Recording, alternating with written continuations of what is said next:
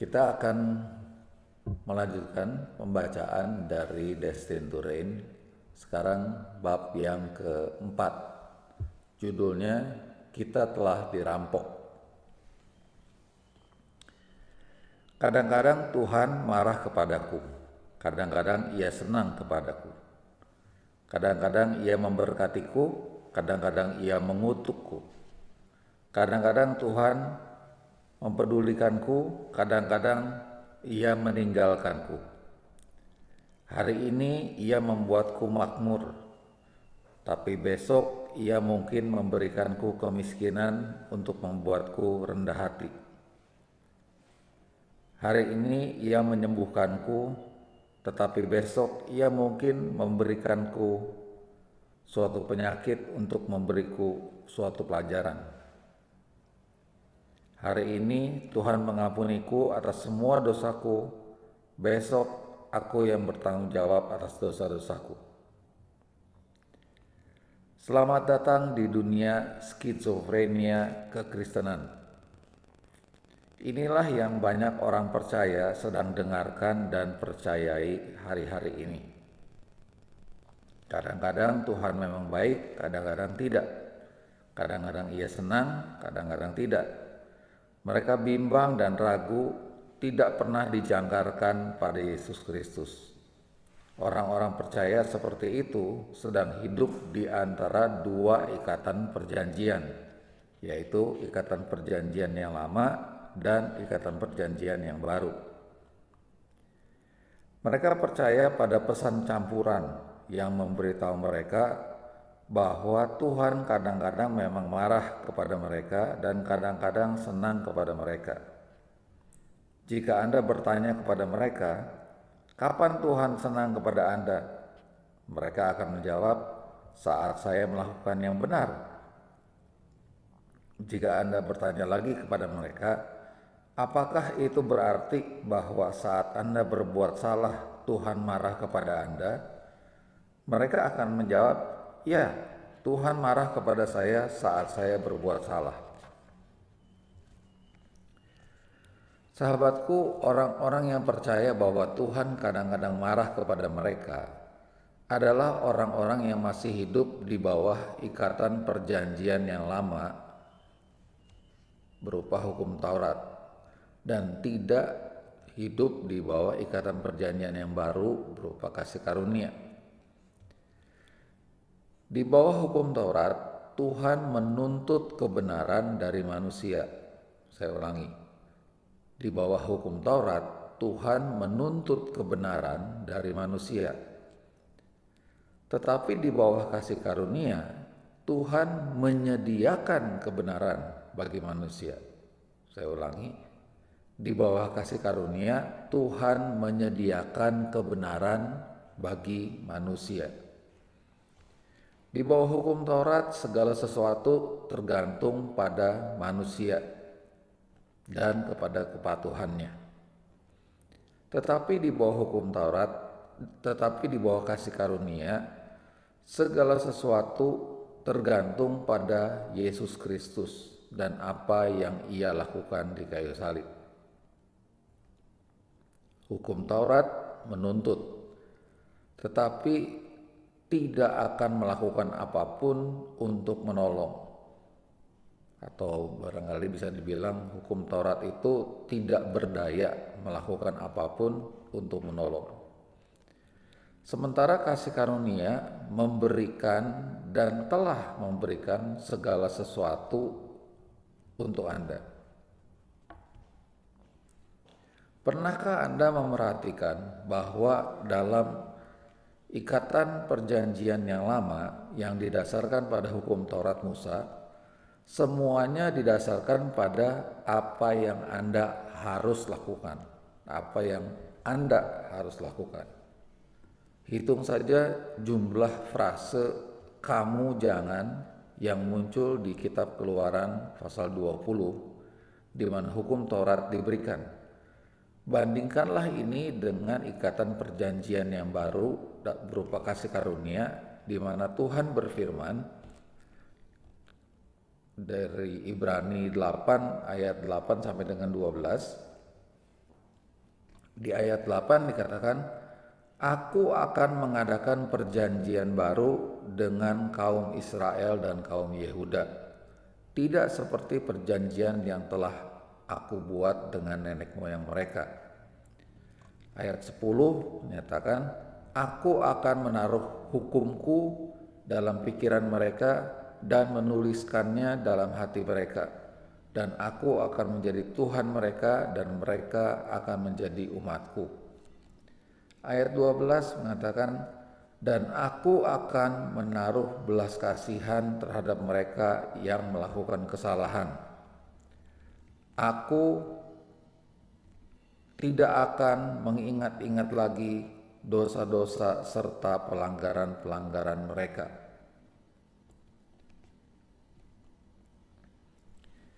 Ikatan perjanjian lama berupa hukum Taurat didasarkan pada kamu jangan, kamu jangan, kamu jangan. Sementara dalam ikatan perjanjian yang baru berupa kasih karunia, di sana Tuhan sedang mengatakan, aku akan, aku akan, aku akan. Jelas bahwa penekanan dan tuntutan dari ikatan janji hukum Taurat di perjanjian yang lama itu adalah tentang perbuatan Anda. Sementara penekanan dan tuntutan perjanjian kasih karunia adalah tentang perbuatan Tuhan sendiri. Ia akan melakukan segala sesuatu demi kita. Saya tertarik dengan kalimat ini. Penekanan dan tuntutan perjanjian kasih karunia adalah tentang perbuatan Tuhan. Saudaraku, saya tidak terlalu aneh, saya kira saudara juga tidak merasa terlalu aneh dengan istilah penekanan kasih karunia adalah tentang perbuatan Tuhan. Tapi di sini Joseph Prince menambahkan kata tuntutan perjanjian kasih karunia adalah tentang perbuatan Tuhan.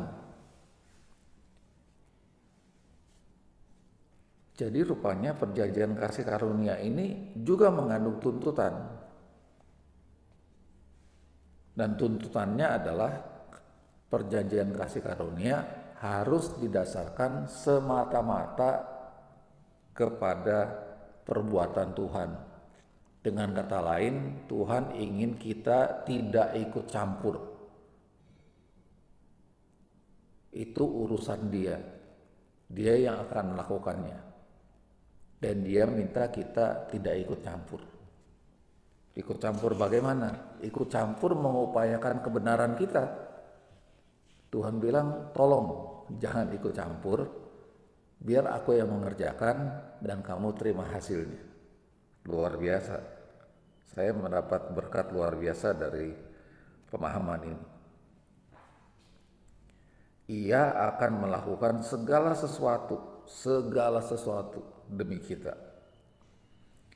Nyatanya, karena Yesus telah mati di kayu salib untuk kita, Ia telah melakukan sesuatu atau segala sesuatu demi kita.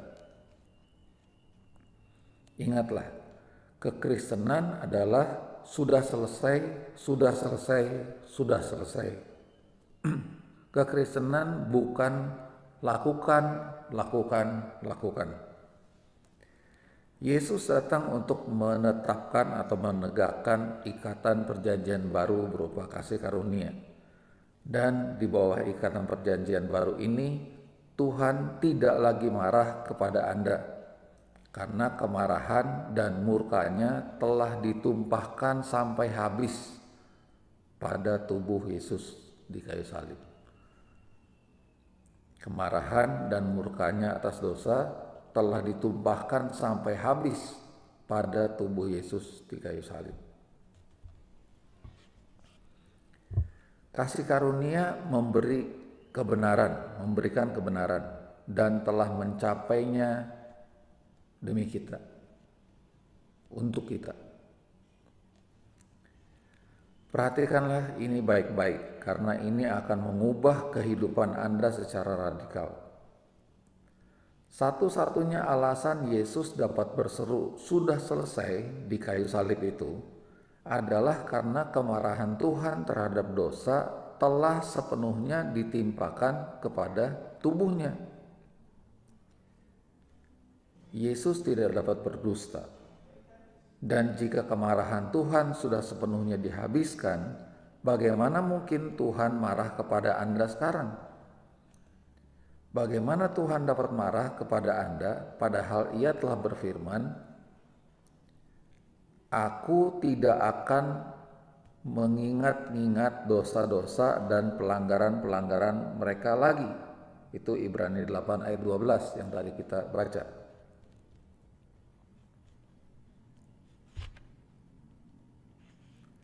Bagaimanakah Anda memandang Tuhan saat ini? Mengapa banyak orang percaya sedang mengalami kehidupan pecundang alias kalah dalam kehidupan? Alasannya adalah karena mereka mempercayai dusta bahwa Tuhan marah kepada mereka. Alasan mengapa banyak orang percaya tidak mampu berkuasa dalam hidup dan tidak mengalami kehidupan berkemenangan adalah bahwa mereka memiliki perasaan bersalah dan perasaan terhakimi. Bahwa Tuhan marah kepada mereka karena sesuatu yang telah mereka lakukan di masa lalu. Sahabatku, hati-hatilah jika Anda mendengar khotbah-khotbah yang membuat Tuhan tampil atau terlihat seperti orang tua dengan tongkat besar dan sedang menunggu untuk menumpahkan murkanya kepada Anda saat Anda gagal hidup sesuai dengan standarnya. Saat saya sedang bertumbuh dalam Tuhan, seperti itulah tepatnya cara saya menggambarkan Tuhan. Di pikiran saya, Tuhan adalah seorang tua yang tidak suka tersenyum dengan rambut, alis mata, dan jenggot berwarna putih. Saya dulu terbiasa melihatnya memegang tongkat, sedang menunggu untuk memukul kepala saya begitu saya berbuat dosa. Tentu saja saat saya bertumbuh dalam pemahaman tentang Tuhan, saya mulai melihatnya tanpa tongkat besar yang sedang mengancam itu. Tapi ia masih tidak tersenyum dan masih sangat tua. Suatu hari ketika saya masih remaja, saya sedang berada dalam bis dan berdoa kepada Tuhan. Saya mendengar suara Tuhan berkata kepada saya, "Nak, mengapa engkau menggambarkan aku seperti itu? Seperti seorang tua?" Dengan yakin saya menyaut, "Ya karena engkau adalah seorang bapak. Dan bukankah itu penampilan bapak-bapak?" Tuhan menjawab, "Nak, tahukah engkau bahwa menjadi tua adalah bagian dari kutuk yang ditimpakan atas bumi karena dosa Adam? Di surga tidak ada kutuk. Kita muda selamanya." Setelah saya mendengar Tuhan menyatakan itu, tiba-tiba saya mulai melihat Tuhan yang sama dengan yang berbicara kepada Abraham seperti seorang sahabat di bawah pohon terbantin dan menunjukkan kepadanya bintang-bintang. Tuhan yang sama dengan yang membelah Laut Merah dan melepaskan bangsa Israel dari belenggu perbudakan. Tuhan yang sama dengan tangan kemurahannya yang menjadikan seorang gembala muda menjadi raja atas seluruh wilayah Israel. Seperti itulah saya melihat pribadi Tuhan sekarang. Ia selamanya muda, kuat, dan penuh kasih. Ia tidak sedang memegang tongkat dan siap untuk menghukum saya. Kedua tangannya terbuka lebar dan siap untuk merangkul saya. Sahabatku, apakah Anda melihat Tuhan yang marah? Ataukah Tuhan yang sedang tersenyum dan siap merangkul Anda? Karena karya Yesus yang sempurna, kita tidak lagi berada di bawah perjanjian hukum Taurat, di mana Tuhan kadang-kadang senang dan kadang-kadang marah kepada Anda. Hari ini Ia selalu senang kepada Anda karena Yesus Kristus. Biarkanlah kebenaran ini meresap ke dalam hati Anda dan jatuh cintalah lagi kepadanya. Halaman 39 sekarang, subjudulnya Bagaimanakah dengan Murka Tuhan? Beberapa tahun yang lalu, saat saya sedang berjalan menuju mobil setelah menyampaikan khotbah, seorang pria berlari mengejar saya dari auditorium. Tepat sebelum saya membuka pintu mobil saya, ia berhenti tepat di depan saya, mendesah dan berkata, "Tunggu, Pastor." Ia sangat terengah-engah dan berusaha pulih dari larinya. "Tunggu, saya punya pertanyaan untuk Anda." Ia tampak sangat risau dan berkata, "Anda berbicara tentang kasih Tuhan. Tetapi Alkitab juga berkata bahwa Tuhan adalah murka atau Tuhan itu pemurka." Tepat di tempat parkir itu, saya memulai khotbah saya berikutnya. Saya menjelaskan bahwa walaupun Tuhan mempunyai murka, tapi Alkitab tidak pernah mendefinisikan Tuhan sebagai murka. Sebaliknya, menurut definisi Alkitab, Tuhan adalah kasih. Kemudian ia berseru, "Tapi Pastor Prince, kadang-kadang saya melihat Tuhan yang sedang marah." Saya menjelaskan, kita memang melihat Tuhan sedang marah di Ikatan Perjanjian yang lama, di Kitab Perjanjian Lama dan di Kitab Wahyu, di mana kemarahannya ditujukan kepada orang-orang yang menolak Yesus. Namun bagi Anda dan saya, orang-orang percaya dalam Ikatan Perjanjian yang baru, kita tidak merupakan bagian dari Ikatan Perjanjian yang lama, dan kita tidak akan pernah dihukum karena kita telah menerima Yesus. Sebagai orang-orang percaya, Tuhan tidak lagi marah kepada kita karena seluruh kemarahannya terhadap dosa-dosa kita telah ditumpahkan seluruhnya kepada Yesus di kayu salib. Yesus menjadi anak domba Tuhan yang menghapus semua dosa kita. Dalam Alkitab Bahasa Indonesia menggunakan istilah menghapus dosa kita, tetapi di Alkitab Bahasa Inggris dikatakan Yesus adalah anak domba Tuhan yang membawa pergi, take away, membawa pergi semua dosa kita. Jadi kalau dosa kita sudah dibawa pergi oleh Yesus, ya kita sudah tidak memiliki dosa itu lagi, karena semua dosa itu sudah dibawa pergi oleh Yesus. Di kayu salib, Yesus berseru, "Tuhanku, Tuhanku, mengapa engkau meninggalkanku?" Menurut Anda, mengapa Yesus berseru seperti itu? Ia menyerukan itu supaya kita semua dapat mengetahui secara spesifik bahwa saat ini juga murka Tuhan terhadap kita telah ditimpakan kepadanya, kepada Yesus, bukan kepada kita. Ia, Yesus maksudnya, telah menjadi korban dosa kita. Dan api murka Tuhan sepenuhnya menelan dia ketika ia yang tidak mengenal dosa itu menjadi dosa bagi kita, supaya Anda dan saya tidak akan pernah mengalami murka Tuhan lagi. Tuhan tidak lagi marah kepada kita karena seluruh kemarahannya terhadap dosa-dosa kita telah ditumpahkan seluruhnya kepada Yesus di kayu salib. Setelah saya selesai menjelaskan hal ini, ia berterima kasih kepada saya. Air muka risau yang mengerutkan wajahnya telah berganti dengan senyuman.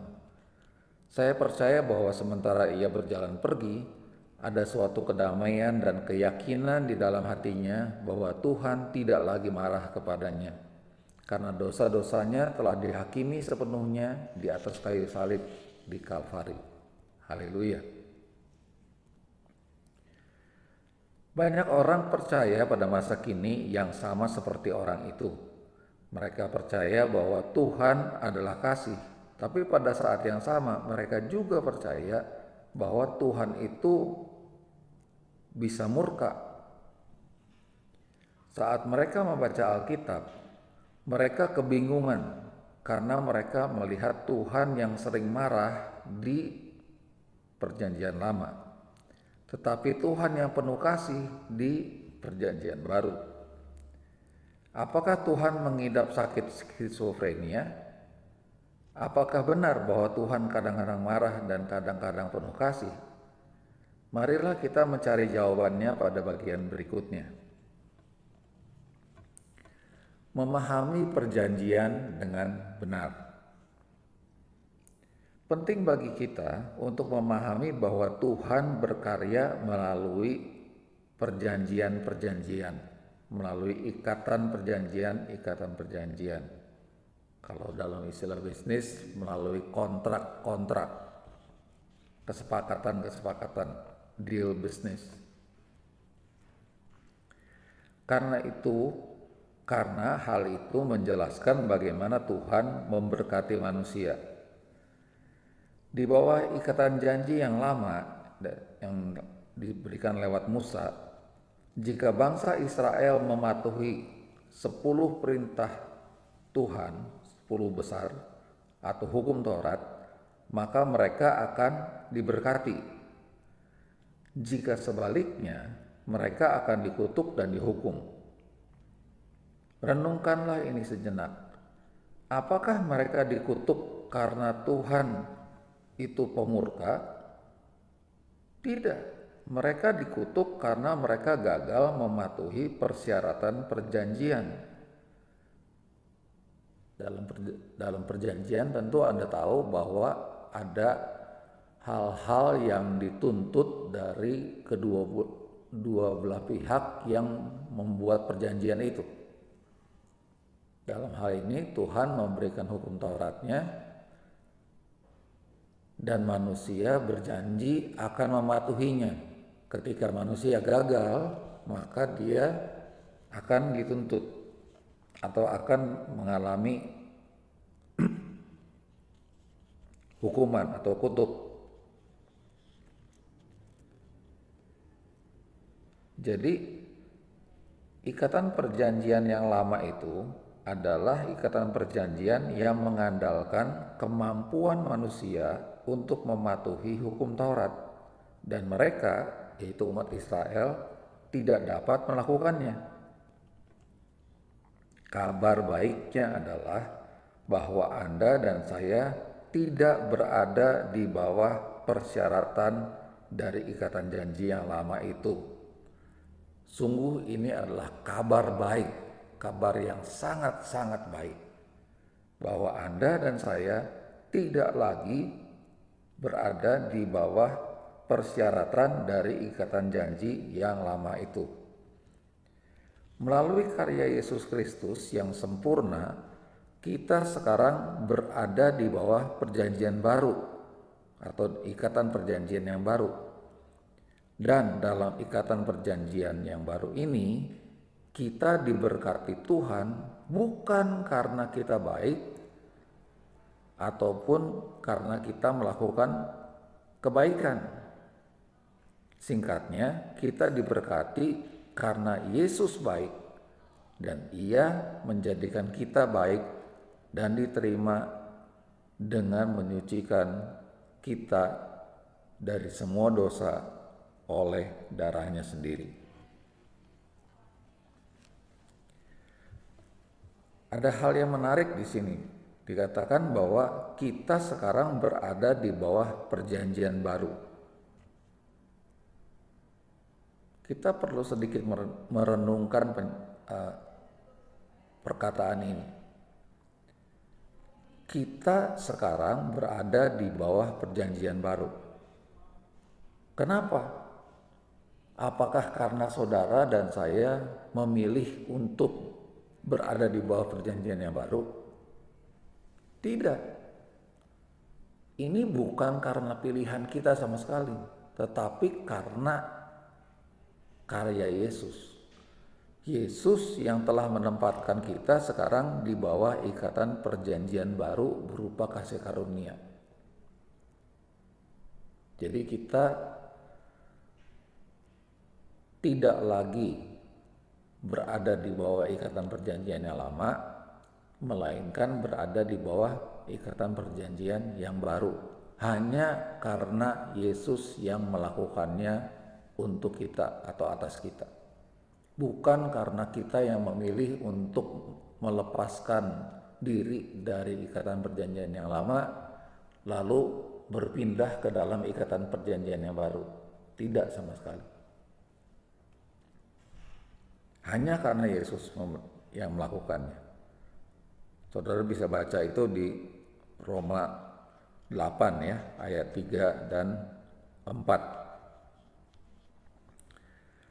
Pastor Prince, apakah Anda sedang mengatakan bahwa Tuhan telah melunak terhadap dosa? Oh, tidak sama sekali, sahabatku. Dengarkan baik-baik apa yang sedang saya katakan. Tuhan bersifat kudus dan benar, dan Ia membenci dosa. Tidak ada keraguan tentang itu. Tetapi kemarahan dan penghakiman Tuhan terhadap dosa manusia telah dijatuhkan pada Yesus di kayu salib. Pernahkah Anda bertanya-tanya, bagaimana mungkin Yesus dihukum karena dosa, padahal Ia sama sekali tidak berbuat dosa? Alkitab mengatakan bahwa Ia yang tidak mengenal dosa menjadi dosa atau dijadikan dosa. Itu 2 Korintus pasal 5 ayat yang ke-21.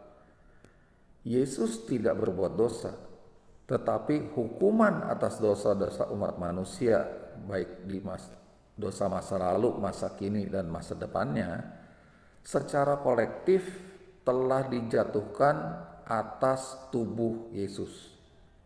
Dosa dari seluruh manusia, dosa masa lalu, masa kini, dan masa depan, secara kolektif, secara bersama-sama telah dijatuhkan pada tubuh Yesus. Demikianlah Ia menjadi dosa atau menjadi berdosa. Ia sama sekali tidak berbuat dosa, tetapi dihukum atas dosa-dosa kita. Jadi Tuhan tidak melunak terhadap dosa. Dosa telah dihakimi sepenuhnya di kayu salib. Semua dosa Anda sudah diampuni. Pastor Prince, bagaimana Anda dapat mengatakan bahwa bahkan dosa-dosa masa depan kita telah diampuni? Sahabatku, saat Kristus mati di kayu salib, Anda bahkan belum lahir. Anda bahkan belum terpikir oleh orang tua Anda. Dengan demikian, semua dosa Anda, maksudnya semua dosa Anda yang sudah Anda lakukan adalah dosa masa depan kalau diukur dari sejak Yesus mati di kayu salib itu. Semua dosa kita adalah dosa masa depan karena Dia mati 2000 tahun yang lalu. Jadi semua dosa Anda sudah diampuni. Dan itu dicapai melalui satu korban anak manusia. Namanya adalah Yesus. Karya Yesus yang sempurna ada di luar waktu, di luar rentang waktu. Darahnya yang dicurahkan mengampuni semua dosa Anda, baik yang dulu, yang sekarang, maupun yang di masa depan. Saya ingin sedikit mengoreksi istilah yang sudah sangat biasa di telinga kita, yaitu semua dosa Anda sudah diampuni, semua dosa kita sudah diampuni. Ini satu jargon yang sudah sangat biasa di telinga kita, namun sebetulnya sedikit keliru. Dan kelirunya fatal. Yang diampuni itu sebetulnya bukan dosa Anda dan saya. Yang diampuni adalah Anda dan saya. Dosa Anda dan dosa saya ditanggungkan kepada tubuh Yesus dan dihukum pada tubuh Yesus. Jadi yang biasa kita bilang bahwa dosa kita sudah diampuni, maksud sebenarnya adalah kita yang sudah diampuni dari dosa-dosa atau dari hukuman atas dosa, ya. Perlu membiasakan diri dengan istilah ini karena kita sudah begitu terbiasa dengan istilah yang keliru.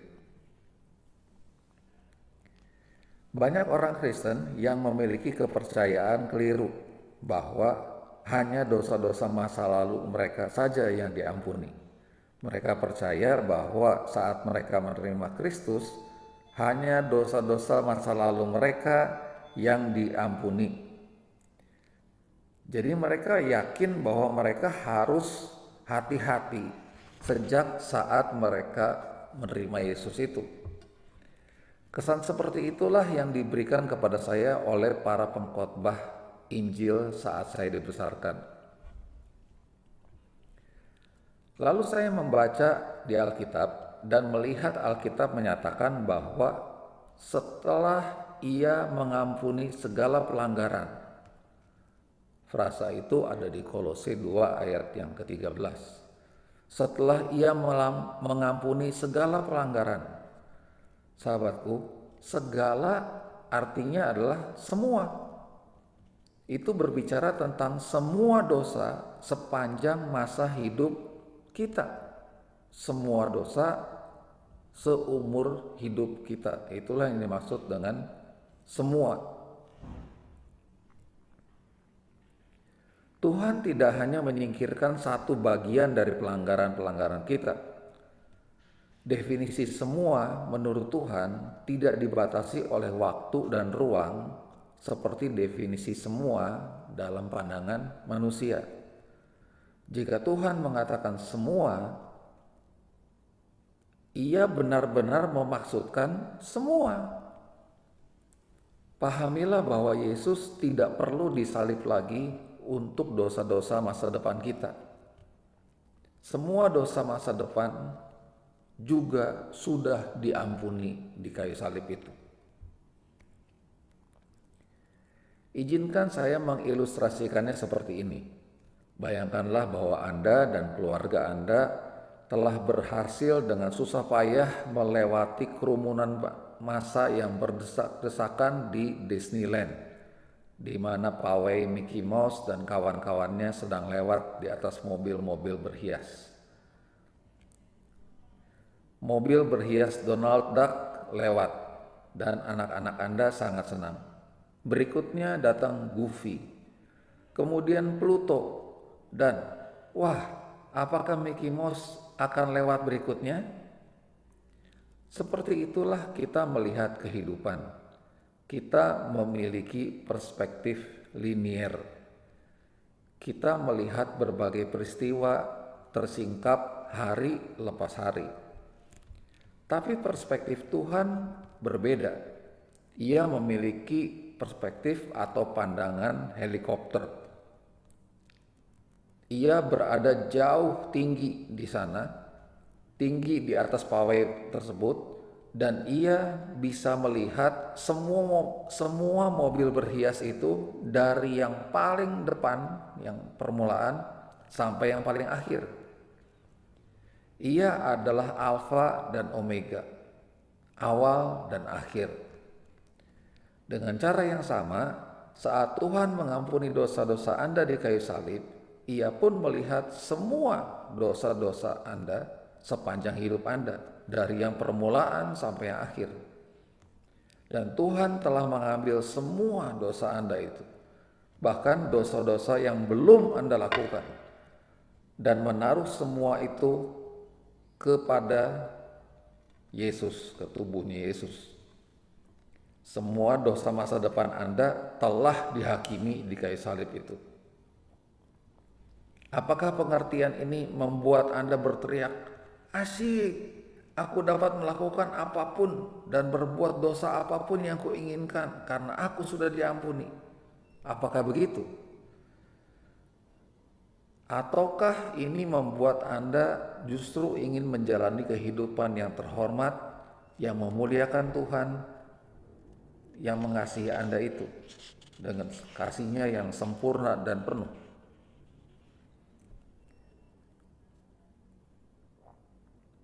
Saat Anda berada di bawah kasih karunia Tuhan dan anugerah pengampunannya yang sempurna, maka Anda akan mengalami kemenangan atas dosa. Saya sama sekali tidak percaya bahwa ada orang percaya yang telah benar-benar berjumpa dengan pengampunan penuh dari Yesus dan karyanya yang sempurna yang akan menjalani kehidupan dosa.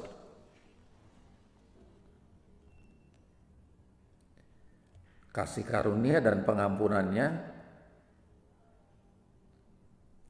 adalah hal yang memberi Anda kuasa untuk mengalahkan dosa. Rasul Paulus berkata, "Sebab kamu tidak akan dikuasai lagi oleh dosa, karena kamu tidak berada di bawah hukum Taurat, tetapi atau melainkan di bawah kasih karunia."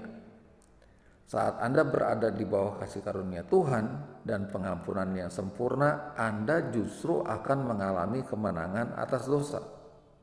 Itu Roma 6 ayat 14. Ada satu hal yang mungkin perlu kita renungkan di sini. Dikatakan, saya sama sekali tidak percaya bahwa ada orang percaya yang telah benar-benar berjumpa dengan pengampunan penuh dari Yesus dan dengan karyanya yang sempurna akan menjalani kehidupan dosa.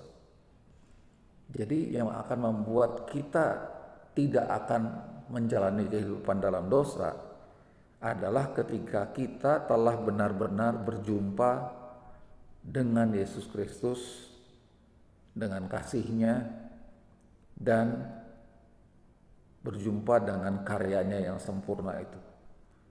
Itulah yang akan membuat orang yang bersangkutan tidak hidup, tidak bertekun dalam dosa. Sekedar mengetahui teori-teori kasih karunia tidak akan membuat seseorang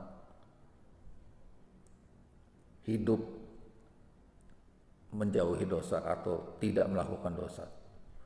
Tapi perjumpaan dengan Tuhan yang penuh kasih itu akan memberi kita semua kuasa untuk itu.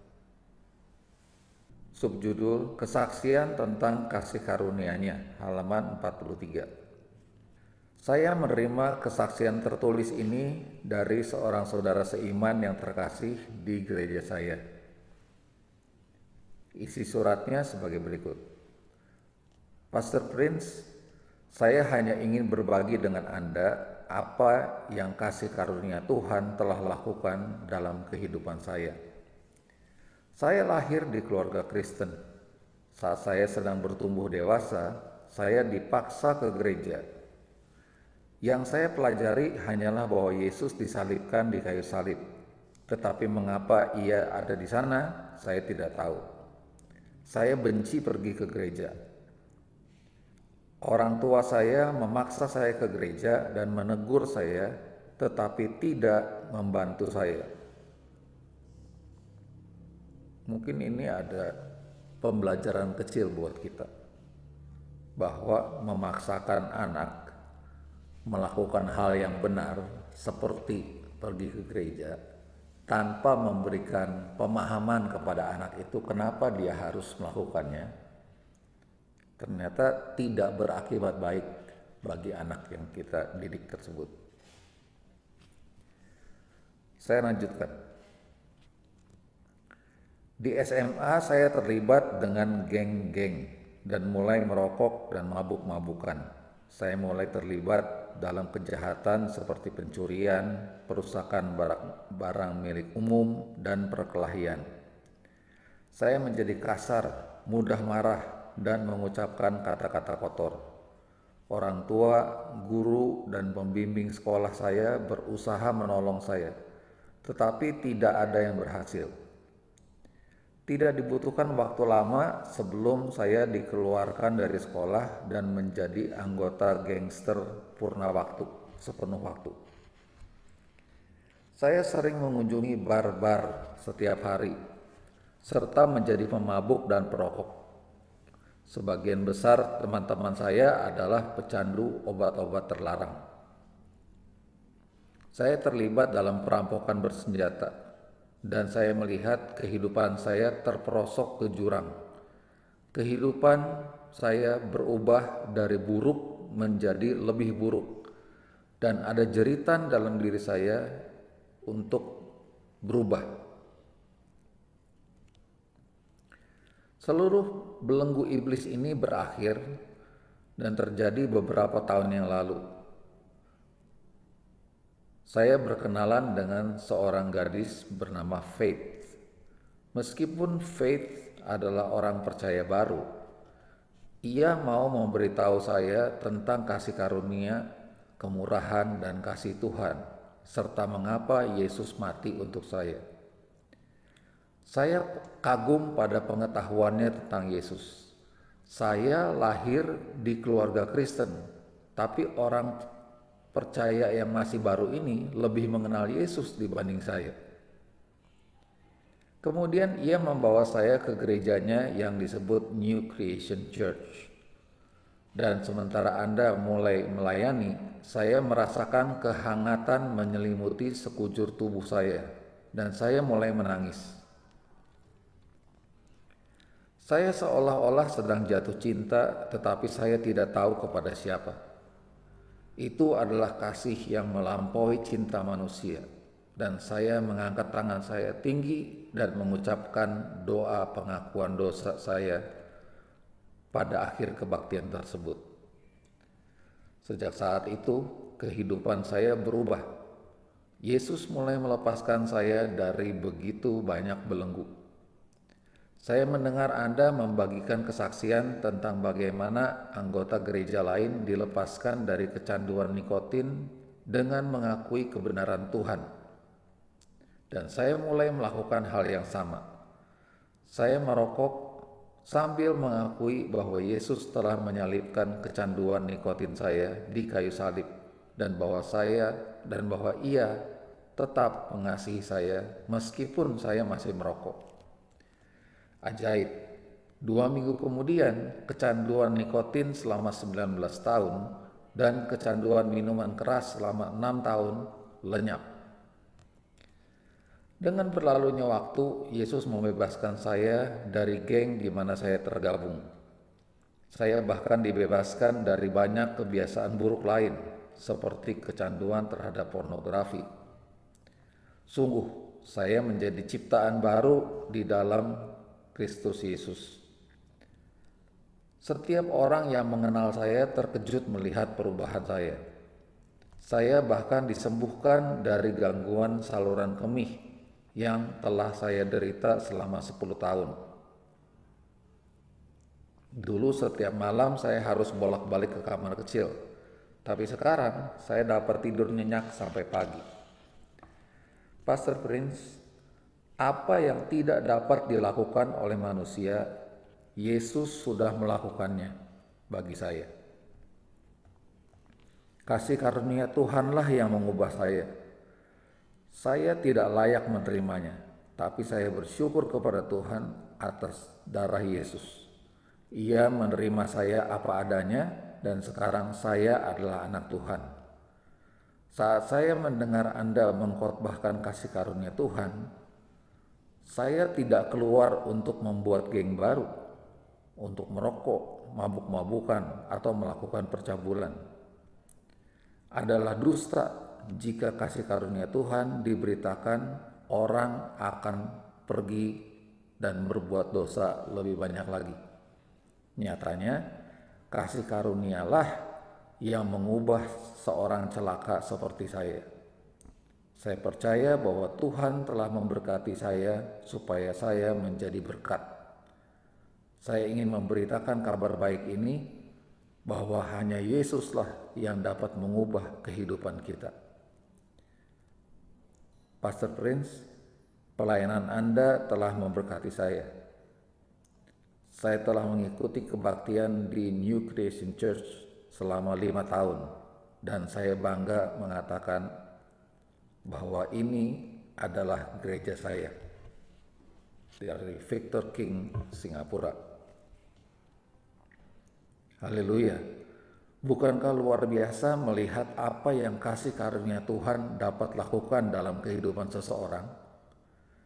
Nah, semakin banyak pengungkapan yang Anda miliki atau semakin banyak pewahyuan yang Anda miliki tentang kasih karunia Tuhan dan pengampunannya, maka semakin besar pula kuasa yang akan Anda miliki untuk berkuasa atas kehidupan, atas tantangan dan kecanduan Anda.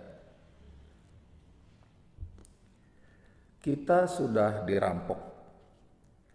Banyak orang Kristen yang telah dirampas persekutuan dan keakrabannya dengan Tuhan karena mereka mempercayai dusta bahwa Tuhan masih marah kepada mereka karena dosa-dosa mereka. Mereka menghindari hubungan dengan Tuhan karena mereka mengira bahwa Tuhan akan marah kepada mereka setiap kali mereka gagal. Jadi alih-alih mendekat kepada Tuhan saat mereka gagal, mereka justru menjauhi Tuhan. Bukannya berlari kepada penyelesaian, mereka justru menjauhi solusi. Kebenarannya adalah begini, Tuhan tidak marah lagi kepada Anda. Tuhan tidak marah lagi kepada Anda. Murkanya terhadap semua dosa Anda telah ditimpakan pada tubuh juru selamat Anda, Yesus Kristus. Semua dosa Anda telah dihakimi dan telah dihukum pada tubuh seseorang. Tubuh seorang pengganti, yaitu Yesus. Pengajaran skizofrenia yang memberitahu Anda bahwa Tuhan kadang-kadang marah dan kadang-kadang senang kepada Anda berdasarkan perbuatan Anda tidaklah alkitabiah dan akan menjadikan Anda sebagai orang percaya yang skizofrenia juga. Inilah saatnya untuk keluar dari kebingungan dan mulai melihat Tuhan Anda yang sebenarnya. Inilah saatnya untuk keluar dari kebingungan, dari skizofrenia, dan mulailah melihat Tuhan Anda yang sebenarnya. Semakin banyak pewahyuan yang Anda miliki tentang kasih karunia Tuhan dan tentang pengampunannya, maka semakin besar pula kuasa yang akan Anda miliki untuk berkuasa atau untuk memerintah atas tantangan dan kecanduan Anda. Tuhan adalah kasih. Ini present tense ya, kalimat yang menyatakan waktu sekarang. Tuhan sekarang ini adalah kasih. Bukan kemarin Tuhan adalah kasih, bukan nanti Tuhan adalah kasih, sekarang ini Tuhan adalah kasih. Jangan biarkan keakraban sejati dan hubungan dengan juru selamat Anda yang manis dan penuh pengampunan, yaitu Yesus Kristus, terampas dari Anda. Daripada menghindarinya saat Anda gagal, ketahuilah bahwa Dia justru adalah solusi untuk menjawab semua masalah Anda. Anda dapat datang kepadanya dan menerima kasih karunia untuk semua kegagalan Anda. untuk Anda. Kasih karunia-Nya lebih besar dibanding semua kegagalan Anda. Ia mengasihi Anda sepenuhnya. Jadi datanglah kepadanya dengan semua ketidaksempurnaan Anda. Datanglah kepadanya dengan segala ketidaksempurnaan Anda. Dengan kata lain, tidak perlu menunggu sampai Anda jadi sempurna dulu baru datang kepada Yesus. Dalam cara yang sama, Yesus akan memulihkan kehidupan Anda, saudara, seperti Dia memulihkan kehidupan dari saudara terkasih yang di gereja kami itu. Ia akan mengasihi Anda sampai Anda pulih.